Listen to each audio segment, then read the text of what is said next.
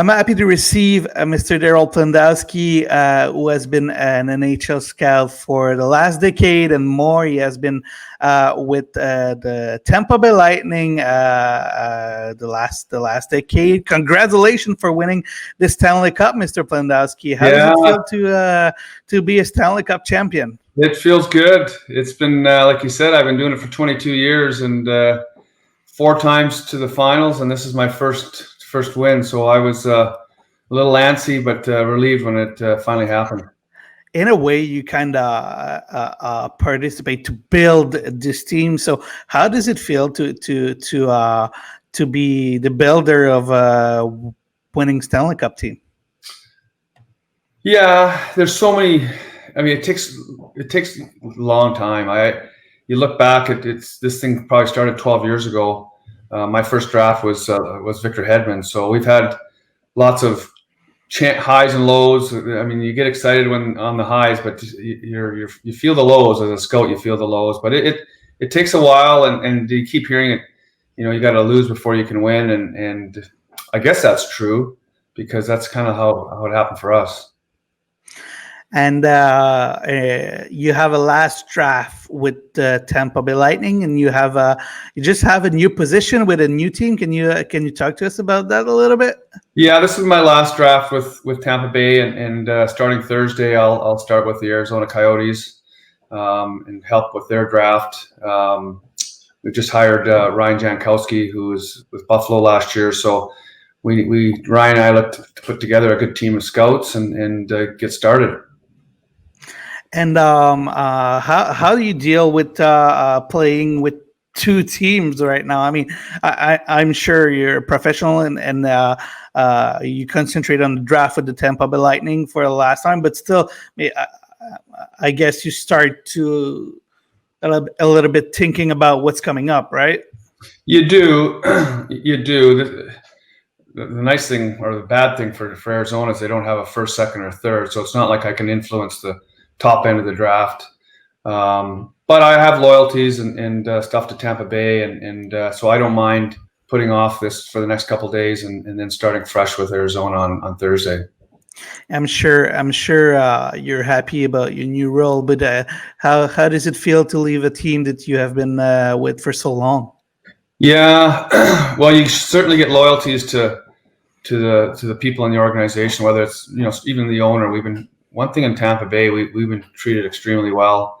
We have a great owner. He's passionate about hockey and he supports everybody in the organization. I've been fortunate enough to work with Julien Brisebois and Steve Eisman before that, and Al Murray. So yeah, you get loyal to those guys. You get loyal to your friends on the staff, and it's not easy. It's not easy, and I guess at the time I was torn between I wanted to win the cup and take a new job. If we didn't win, it would have been really tough, but it worked out well. Winning and then moving on was as good as it gets. And before we get into draft stuff, what is the role precisely of a director of amateur scouting? What is the job? The job really is to find, on the amateur side, find talent for the team. Probably to assist in trades and different things with Billy Armstrong, but really the job is to have a staff to find young kids to push into the organization.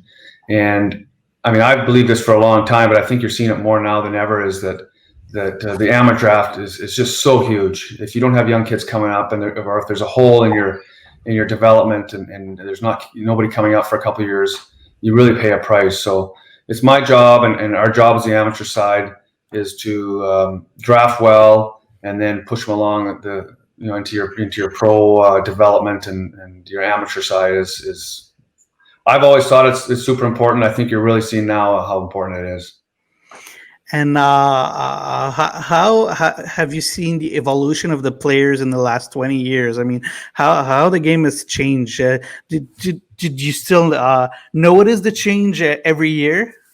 Yeah, I think when I first started, all those big defensemen and big forwards were at the top of the list, and you always drafted the smaller guys later. probably 15 years ago. I guess I was with Buffalo 2004, I think, coming out of the lockout, and we won the President's Cup coming out of the lockout that year with small players. Daniel Briere was on the team, and Derek Roy, and all those 5'9", 5'10" guys. So it changed there for sure. And probably in the last 6 or 7 years, I think it's really changed with how mobile your defense has to be, and the talk about having a right-hand defense and a left-hand defense. And at the time, I'm thinking to myself, man, does it make that much of a difference that if you have 3 or 4 of the best left-hand defensemen and 2 righties, is it that big a difference? But then you watch how Tampa plays and how the NHL plays now, the ability how fast the puck goes from high to low and across the blue line. And if you're on your forehand, you can make the pass. And if you're on your backhand, it's a risky pass. So that part has also really changed. It's so fast. I watched I watched us play a lot, but watching even in the finals, how fast the game is, and how fast you can go from your goal line all the way to their net is a split second or a heartbeat. And now, so you have to have guys that can skate, think, and pass, and have that skill set to be able to do all that stuff. So I guess it changed everything you were scouting for. I mean, you're not scouting for the same thing you did 20 years ago, I guess. No, you're not. And every couple of years you got to ask the GM or with the pro staff, like, what's changing, what's going on, and they'll say, listen, I don't need defensemen that big slow defensemen. I want guys that can skate, pass, get the puck out of your own zone and get it into the neutral zone and into the offensive zone. And you see guys like Victor Hedman and those top guys, they go pretty high in the draft, but they're really skilled. And then the next group is, you have to decide, do you take another big guy that's on the blue line, or do you take a 6'1" defenseman or even a 5'11" defenseman that can pass the puck and play defense? So that's always the kind of the push and pull with the draft and how you're building your team is size, skill, and you'd like to think there's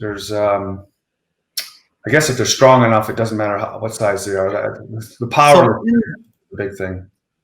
So in those 20 years, is there any, I know it's a hard question to answer, but is there any player that you're actually proud to have scout and you've seen maybe something that other didn't see and has played a big role? Maybe not even in the NHL, but a player that has played pro for a long career or something like this. Yeah, I remember we drafted Derek Roy in Buffalo, Ryan Miller, Jason Palmaville, and they all had flaws. Like Ryan Miller was an unknown guy in I think Sault Ste. Marie. Derek Roy was a small guy, and nobody was really taking small guys.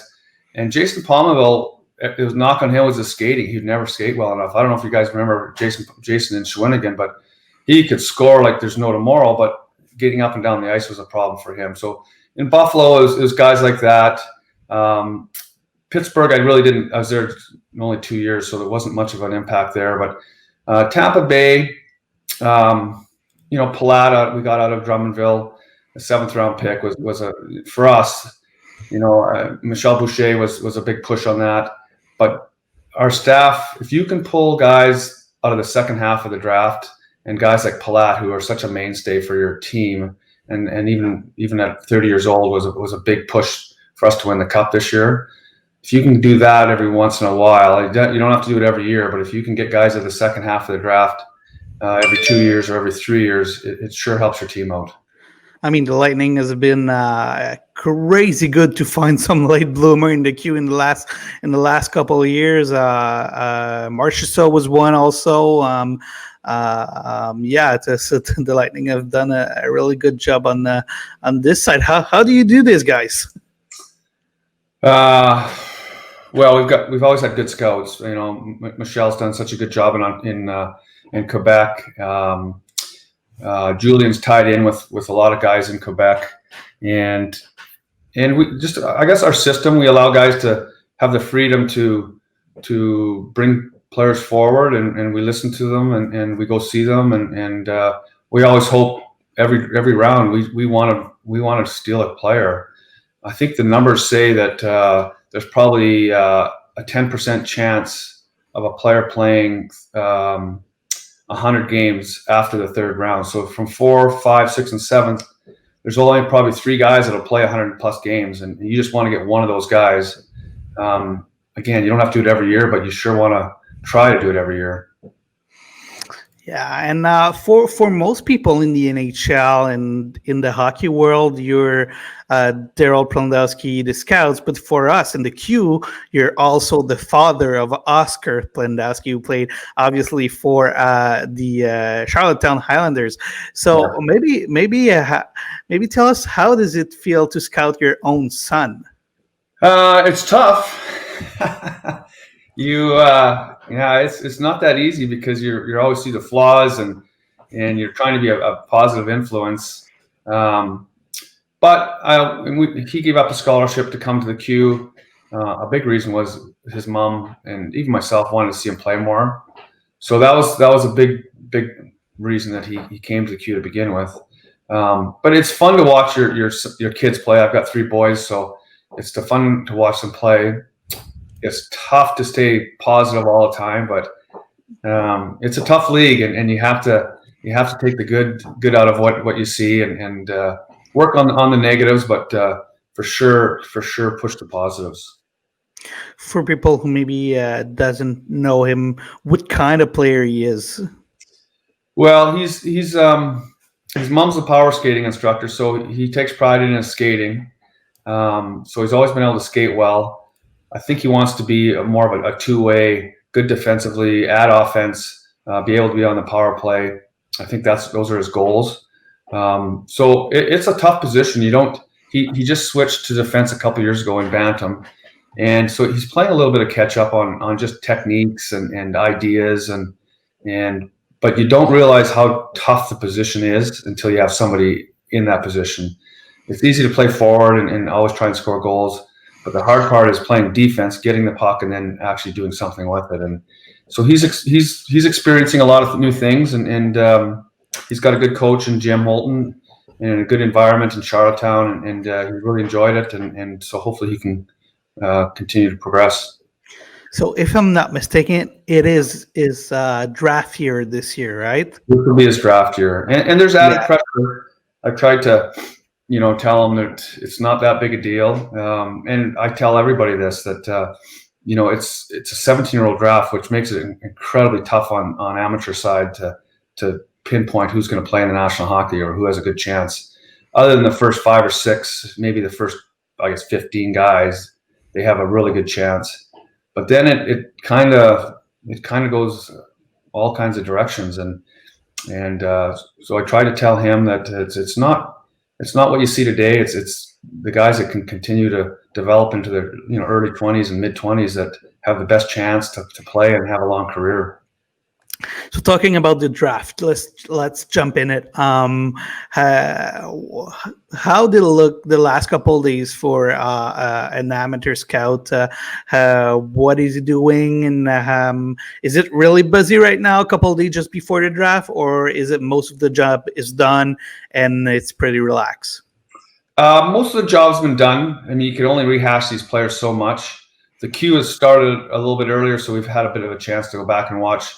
Especially in I've been in the Maritime, so to go watch St. John's kids and Lucas Cormier in Charlottetown, and I guess Justin Barron's been hurt, but not much has changed. You might flip the odd guy here or there, or have a better feeling about somebody, but I think for most of the 31 teams, the work's been done, the background checks have all been done, and now I think everybody's ready to go.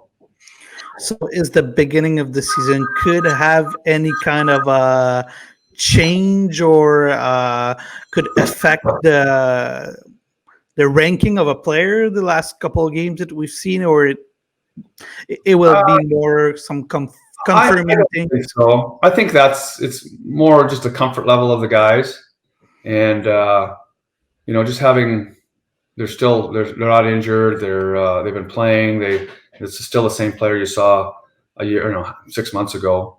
I think it's the same. I don't think it's changed much. Even in Sweden and Finland, maybe it has a little bit, because some of those kids have jumped up and are now playing in the men's league and playing a bigger role. So maybe that has changed a few things. But overall, I think everybody's comfortable where everybody is. How did the pandemic affect your work? I mean, there weren't any playoffs, so does it change anything? I don't know. Did you watch a lot more videos than you used to do? How did the pandemic did change this draft scouting year? It threw a crowbar into it for sure, because nobody got to see the under 18s at the end of the year. That's such a big scouting event. Mm-hmm. But I think a lot of teams do a lot of work all year long. That hopefully they get a good look at all the players before that. But that definitely hurt some of the scouting staffs, or all the scouting staffs. But it switched everybody over to a lot of video. Just a lot of discussion with your scouts, and it's hurt this year, and this upcoming year too. It's going to be a tough thing to scout when they don't play. That's the hardest part, is when guys don't play. It's tough to scout them. Usually at this point, the draft is done and you're already start to scout for the next draft. How do you deal scouting with two drafts at the same time? Well, thank God this one's over. Like, starting tomorrow, this one's over. That part is, we can put that one to bed and then continue with the next one.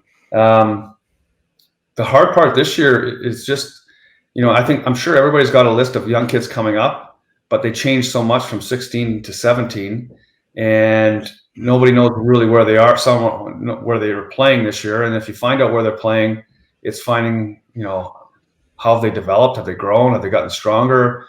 Do they play a bigger role in their team? That's the part I think everybody's will miss if they don't see these guys play. And like you said, there weren't any U18, there weren't any Linka Gretzky competition also. So how this cancellation of those competition will affect your schedule of scouting and your work all year long?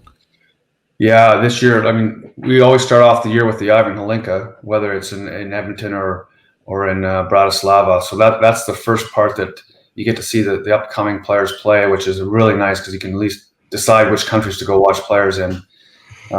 So that's been the first thing that's really been a tough pill to swallow.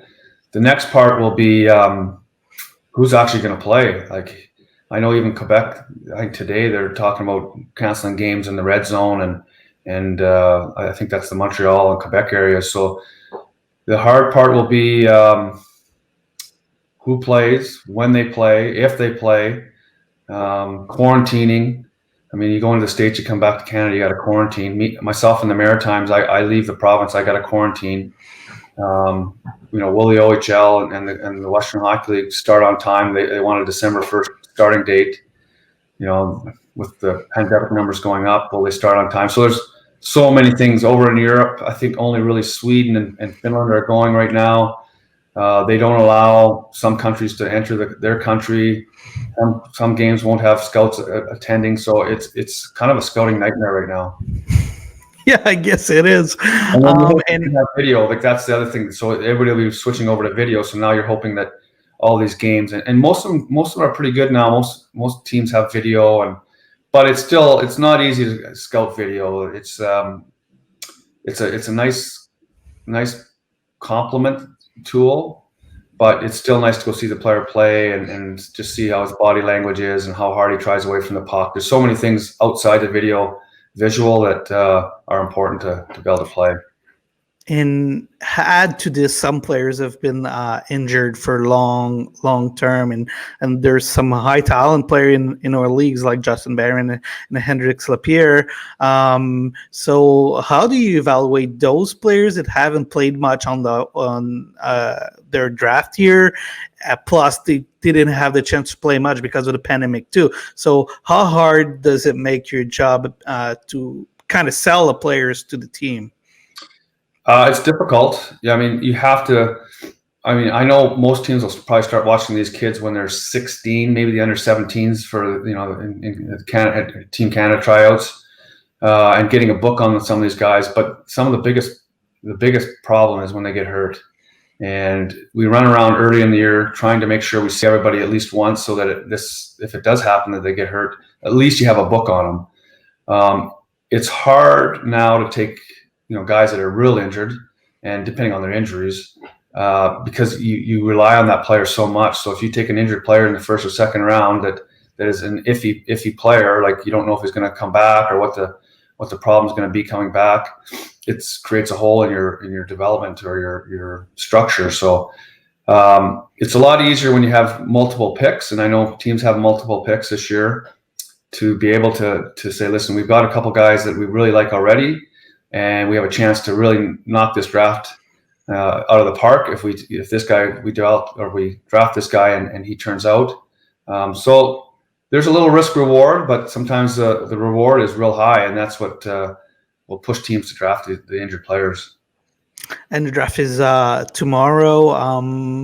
How are you gonna live it? I mean, how do you live it usually at the draft? I mean, I guess you're on site, and how do you live the first round? How is it to be a scout on the first round of the NHL draft? It's actually an exciting day. Even this year, Tampa doesn't have a first round pick. It's still exciting to see where all the kids go. If you have a pick, it's exciting to have a chance to get a guy that you really like. And it's kind of the first day, or the only day, that every organization kind of opens their cards to show everybody how they scouted. So you hope to always steal somebody on these days, and that you're really comfortable with a guy, and let's say that slides into the second round, and then guys that slide into the third and fourth rounds. It's exciting because you're so high on these players, and then by Christmas time the following year, you kind of know what you have. They go back to their leagues, they play in the World Juniors, and you're either a little bit disappointed, or hopefully you're really excited with what you see the second half, or the first half and the second half of the next year, because they have a great chance to develop.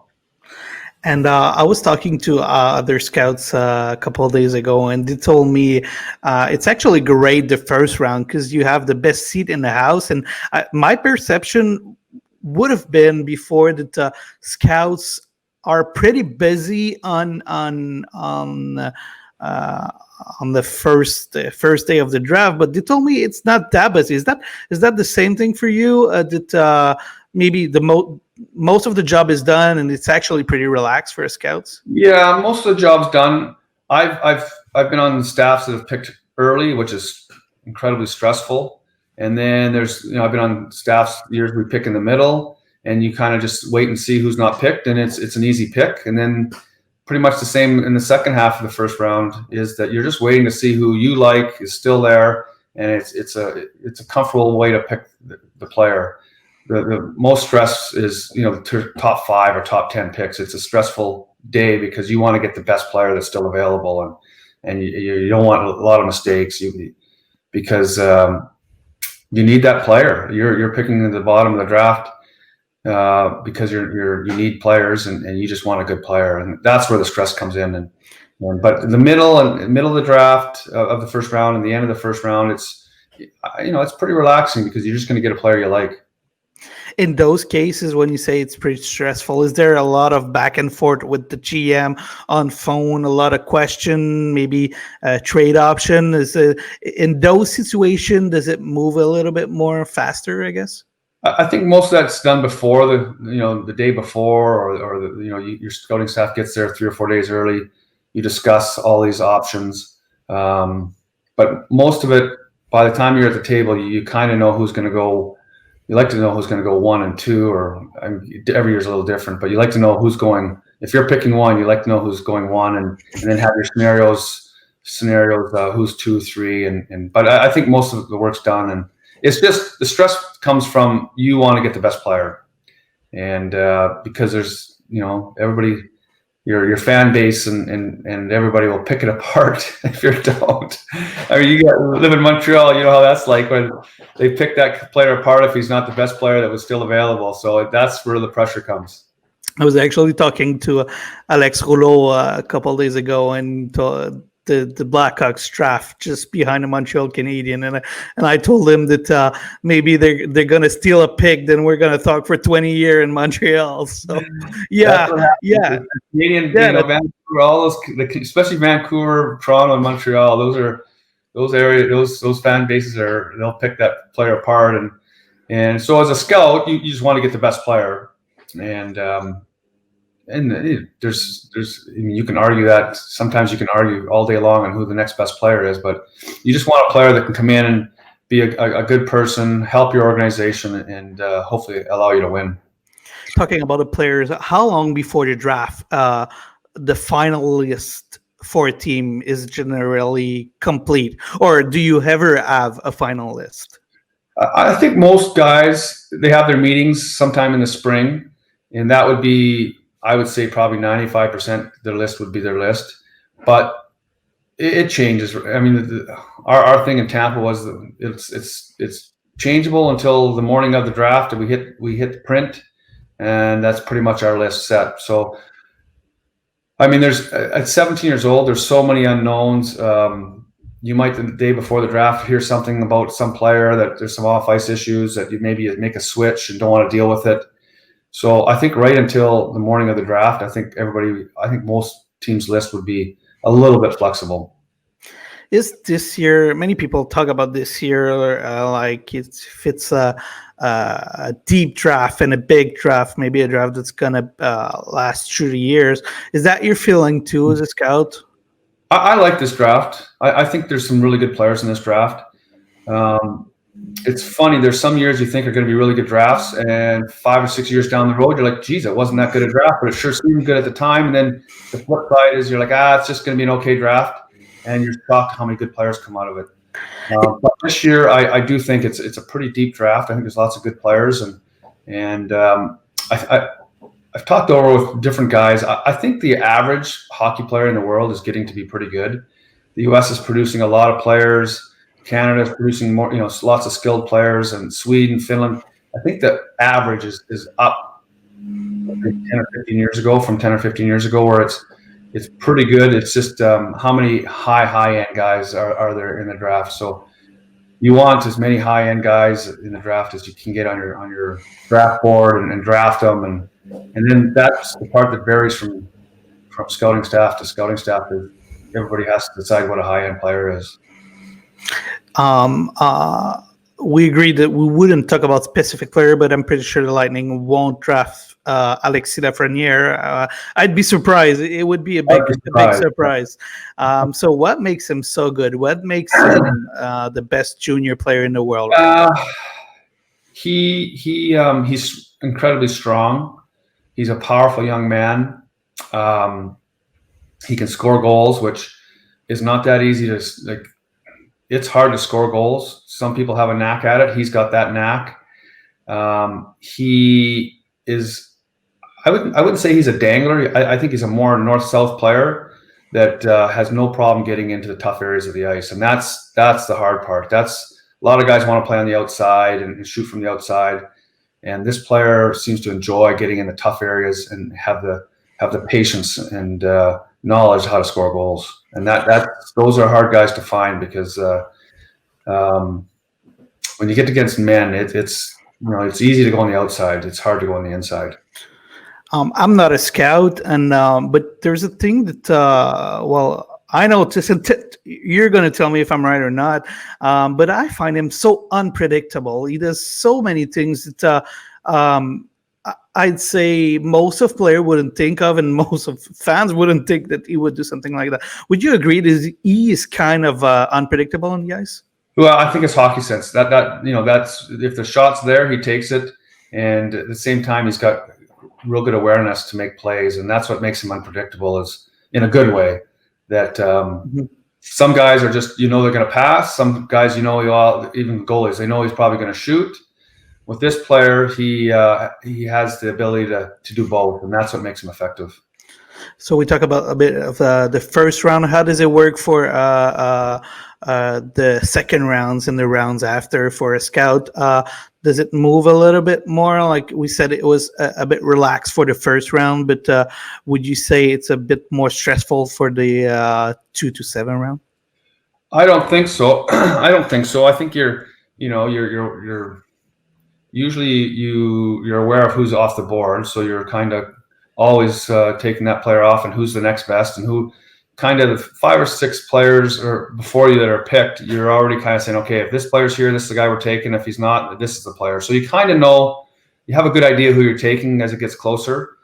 Nice thing about the 2nd through 7th is the draft runs real fast. Like that first round is even for scouts is agonizingly long. But once you hit the 2nd through 7th, it's 3 or 4 hour process, and at least this year could be a little different with everybody on Zoom. But the nice part about the second part is how fast it goes. The players you have a chance to get. Those it's a fun day. The second day for me is a fun day. Have you ever been surprised by a GM pick? Oh yeah, there's always surprises. There's always surprises on that type of stuff. There's always a surprise who's kind of fallen. I know last year Steve Eisman in Detroit took Sider, and that was a big surprise for a lot of teams. But for some teams it wasn't. He's a heck of a player, and I laugh because the roar of people and expectations was he was taking somebody, and he took Sider, and the reaction of the crowd, and if anybody watched Sider play at the World Juniors, they'd know why Steve took him. So those types of things happen. Again, we have to wait a few months, half a year to see how the player develops. But there's always a little surprise here and there. But sometimes the guy's right. And I know the one year that Columbus took, they were going to take, like the top 3 were set. Laney, can't remember, but they took the boy out of Cape Breton, the French Dubois. And that was a big surprise, like a little bit of a surprise. And you know what? They were right. And that's what makes teams really good when you can do that.